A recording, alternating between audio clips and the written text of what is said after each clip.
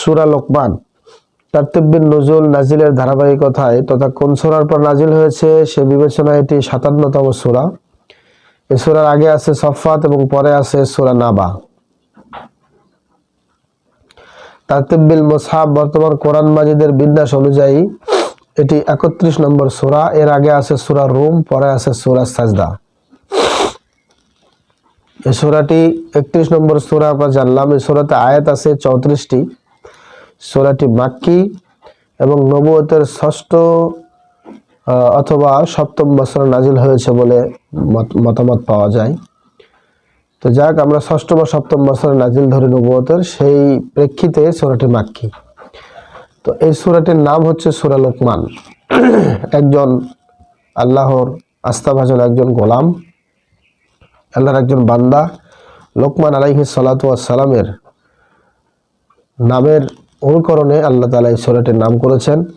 তো নামের রহস্যটা হলো লোকমান তার ছেলেকে কিছু উপদেশ দেন। এই সূরাটির সূরা লোকমানের ১২ থেকে ১৯ নম্বর আয়াতে তার সেই উপদেশগুলো স্থান পেয়েছে। তার মুখের কথাগুলো কেমন ছিল এগুলো স্থান পেয়েছে।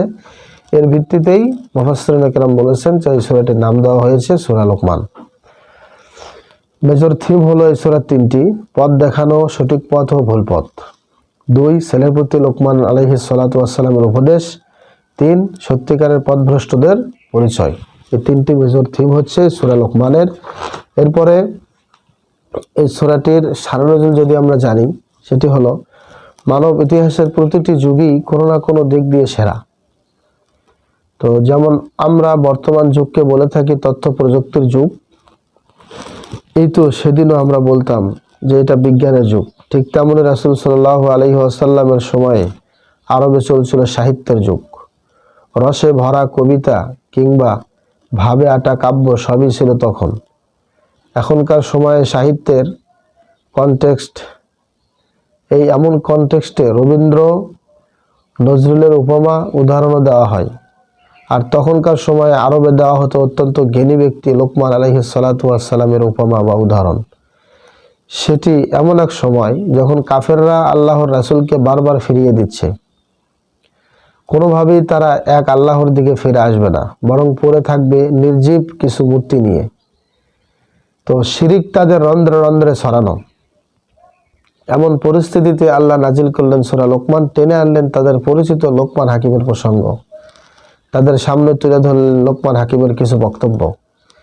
তিনি তার পুত্রকে কিছু উপদেশ দিয়েছিলেন, সেই উপদেশমালা আল্লাহ সযত্নে বসিয়ে দিলেন এই সূরায়। আর মক্কার মুশরিকদের বুঝাইতে চাইলেন, তোমরা তোমাদের কাব্য কথায় যার উক্তি তুলে আনো, দেখো তার নিজের কথা কি ছিল, সে নিজে কোন আকীদা বিশ্বাস লালন করত, কোন নৈতিকতার শিক্ষা দিত, তাহলেই তো তোমাদের চোখ খুলে যাবে। ফলে বাপদাদাদের অন্ধ অনুসরণ ছেড়ে এক আল্লাহর ইবাদত করতে পারবে। এই বিষয়ে যদি আরো আমরা দেখি তাহলে তাফহিমুল কোরআন 11 খণ্ডের 106 নম্বর পৃষ্ঠায় দেখতে পারবো। এই সূরাটির সেগমেন্ট হলো 3টি: কোরআন এর গভীর জ্ঞান, 2, কোরআনকে অবজ্ঞার ফলাফল কি নির্মম, তার আলোকপাত, আল্লাহর নিয়ামত ও ক্ষমতার ফলস্বরূপ। এই সূরাটিও ওই আগের সূরার মতোই সূরা যেটা আমরা বললাম সূরা রুম, ওই সূরা রুমের মতোই ফজিলত। কোরআনের যেসব সূরার 100 আয়াতের কম সেগুলোকে বলা হয় আল মাসানি। তো ইনজিলের পরিবর্তে আল্লাহ তাআলা মাসানি সূরাগুলোকে নবীকে উপহার দিয়েছেন। তো এরকমই একটি সূরা হলো সূরা লোকমান, মুসনাদ আহমদ 16982 নম্বর হাদিস। এবার জানবো কজ অ্যান্ড ইফেক্ট। তা হলো মিউজিক বা সাময়িক বিনোদনের কৌতুক কথার ব্যাপারে মানুষকে সাবধান হতে হবে, কারণ এগুলো ঈমানের পথ থেকে মানুষকে দূরে সরে নিয়ে যায় এবং তাদের চিন্তা শক্তিকে নষ্ট করে ফেলে। এগুলো আমাদের খেয়াল রাখতে হবে, কারণ এইগুলোকে আমাদের কখনোই কৌতুক বা কথার যে বিনোদন, এই বিনোদন থেকে আমাদের সাবধান হতে হবে। এরপরে এই সূরাটির সেন্ট্রাল থিম হলো রবের প্রতি কৃতজ্ঞতার বোধ জেগে ওঠাই মানুষের সবচেয়ে বড় প্রজ্ঞা। এটাই হচ্ছে সেন্ট্রাল থিম, রবের প্রতি কৃতজ্ঞতা বোধ জেগে ওঠাই মানুষের সবচেয়ে বড় প্রজ্ঞা।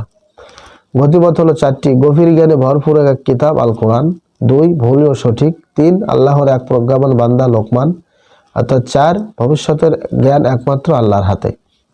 এই সূরাটির ওভারভিউ হলো 1 থেকে নিয়ে 34 নম্বর আয়াত পর্যন্ত। 1 থেকে 5 মুমিনদের বৈশিষ্ট্য ও তাদের পুরস্কারের কথা। 6 থেকে 7 অহংকারী ও আল্লাহর প্রতি বেপরোয়া লোকদের বৈশিষ্ট্য। এবং তাদের শাস্তি। 8 থেকে 11 নম্বর আয়াতে গভীর জ্ঞান ও ক্ষমতার একটি নির্দেশের কথা। 12 থেকে 19 নিয়ামতকে ব্যাখ্যা করা হয়েছে আর এই নিয়ামতের জন্য আল্লাহর শুকরিয়া আদায় করার আহ্বান। 20 থেকে 21 প্রাচুর্যে ডুবে থেকেও মানুষ আল্লাহর ব্যাপারে তর্ক করে। 22 থেকে 26 গোটা দুনিয়ার মানুষ দুটি পথে চলছে, এক ঈমানের পথে, দুই কুফরের পথে।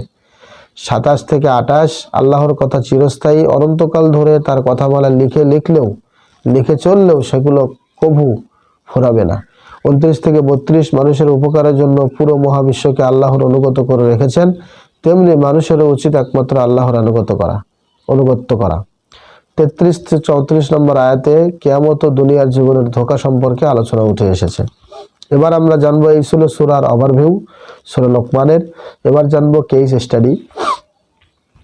একটা সমাজকে আল্লাহ যখন ধ্বংস করে দেন, বলতে পারবেন যে গোটা সমাজটা যখন পাপে সয়লাব হয়ে যায়, সামষ্টিকভাবে পুরো সমাজের মানুষ যখন আল্লাহর অবাধ্য হয়, ঠিক তখনই ঘটে এমন ঘটনা, অর্থাৎ পুরো সমাজটাকে আল্লাহ ধ্বংস করে দেন। তো কিভাবে পুরো সমাজ গুনাহের আধারে ছেয়ে যায়? সেখানে কি কোনো ভালো মানুষ থাকে না? হ্যাঁ, ভালো মানুষ থাকে, কিন্তু এই ভালো মানুষগুলো থাকে নিজ নিজ ইবাদতে মশগুল, দিনভর রোজা রাখে, রাতভর আল্লাহর সামনে সাজদায় পড়ে থাকে, কিন্তু সমাজ যে এদিক গোল্লাই যাচ্ছে সেই ব্যাপারে তারা উদাসীন। সমাজ থেকে অন্যায় অবিচার দূর করতে তারা কোনো রকমের পদক্ষেপ হাতে নেয় না। আর সমাজ থেকে যখন ভালো কাজের আদেশ ও মন্দ কাজের নিষেধ উঠে যায়, তখনই আল্লাহ সমাজটাকে ধ্বংস করে দেন। তাতে সেই এলাকায় যত বড় তাহাজ্জুদ গুজার বান্দাই থাকুক না কেন, তাই ভালো কাজের আদেশও মন্দ কাজে বাধা দিতে হবে। এই কাজ করতে গিয়ে বাধার মুখোমুখি হলেও ধৈর্য ধরতে হবে, এতে আল্লাহর সাহায্য মিলবে। এই বিষয়ে সহিহ মুসলিমের 49 নম্বর হাদিস, সুনান তিরমিজির 2168 নম্বর হাদিস, আবু দাউদের 4338 নম্বর হাদিস এবং ইবনে মাজার 4005 নম্বর হাদিস দেখলে আমরা আরো সুন্দর ব্যাখ্যা বুঝতে পারবো। এই সূরা লোকমানের তাদাব্বুর বা রিফ্লেকশন হলো, বর্তমানে বিনোদনের কত যে পন্থা তার কোনো ইয়ত্তা নেই। ফেসবুকিং, শর্টস, রিলস আজকালকার বিনোদনের উৎস, অথচ এগুলো মানুষ শুধু সময় নষ্ট করে না, বরং দিন থেকেও দূরে সরিয়ে রাখে। আর এগুলোতে আছে অশ্লীলতার ছড়াছড়ি, প্রচুর অশ্লীলতা। এই ধরনের জঘন্য মানুষ রাসূল সাল্লাল্লাহু আলাইহি ওয়াসাল্লামের যুগেও ছিল। পয়সা খরচ করে তারা গান বাজনা আর গায়িকা কিনে আনতো। তাদের উদ্দেশ্য ছিল এসবের মাধ্যমে মানুষকে আল্লাহর পথ থেকে সরিয়ে দেওয়া, আল্লাহর বিধান নিয়ে হাসি তামাশা করা। তাদের ব্যাপারে এই সূরার 6টি আয়াত নাজিল হয়েছে। এই আয়াতটির সাথে বর্তমান সোশ্যাল মিডিয়ার অবস্থাকে মেলান, খুব একটা পার্থক্য পাওয়া যাবে না। এই রসালো বিনোদনের পরিণাম কিন্তু খুবই ভয়াবহ। আল্লাহ তাদেরকে অপমানজনক শাস্তি দেওয়ার ঘোষণাও দিয়েছেন। সুতরাং তা থেকে বাঁচতে চাইলে আমাদেরকে অবাধ বিনোদনের মুখে লাগাম পরাতে হবে, পবিত্র ও নির্মল জীবনযাপন করতে হবে আল্লাহর বিধান মেনে। দেখুন এই বিষয়ে আরো বিস্তারিত সহিহ মুসলিমের 35 নম্বর হাদিস এবং সহিহ আল বুখারীর 9 এবং 6117 নম্বর হাদিস। এরপরে স্মরণ করো, যখন লোকমান তার ছেলেকে উপদেশ দিতে গিয়ে বলেছিল, হে আমার ছেলে, তুমি আল্লাহর সঙ্গে শরিক করো না, আল্লাহর সঙ্গে শিরিক করো না, নিঃসন্দেহে শিরিক এক মহা অন্যায়। এই সূরার 13 নম্বর আয়াতে বাবাদের জন্য এই আয়াত থেকে তাদাব্বুর করার এবং শেখার বেশ গুরুত্বপূর্ণ একটি বিষয় আছে। লোকমান আলাইহিস সালাতু ওয়াস সালাম তার ছেলেকে আন্তরিকভাবে উপদেশ দিয়েছেন, সেগুলো আল্লাহ তাআলা এত পছন্দ করেছেন যে প্রায় 3000 বছর আগের উপদেশ হুবহু কোরআনে তুলে ধরেছেন। বর্তমান সময়ে সেগুলো এখনো সমানভাবে প্রাসঙ্গিক। সুতরাং প্রত্যেক বাবার উচিত লোকমান আলাইহিস সালাতু ওয়াস সালাম যেভাবে তার ছেলেদের সুন্দর সুন্দর শব্দে ডেকেছেন সেভাবে ডাকা, তাদের প্রতি স্নেহ ভালোবাসার বহিঃপ্রকাশ ঘটানো। এভাবে ছোটবেলা থেকেই সন্তানকে উপদেশ দিয়ে দিন মেনে চলার অনুপ্রেরণা যোগাতে হবে, তবেই তো বড় হয়ে তারা হবে সে সন্তান। অন্যথায় আল্লাহর হক যেমন নষ্ট করবে, মা বাবাকেও কষ্ট দেবে। তাই সন্তানকে উপদেশ দেওয়ার বিষয়টাও ছোট করে দেখার সুযোগ নেই। এ বিষয়ে আরো বিস্তারিত দেখুন সুনানে আবি দাউদের 495 এবং সুনানে তিরমিজির 1952 নম্বর হাদিস। আল্লাহ পাক আমাদেরকে বোঝার ও আমল করার তৌফিক দান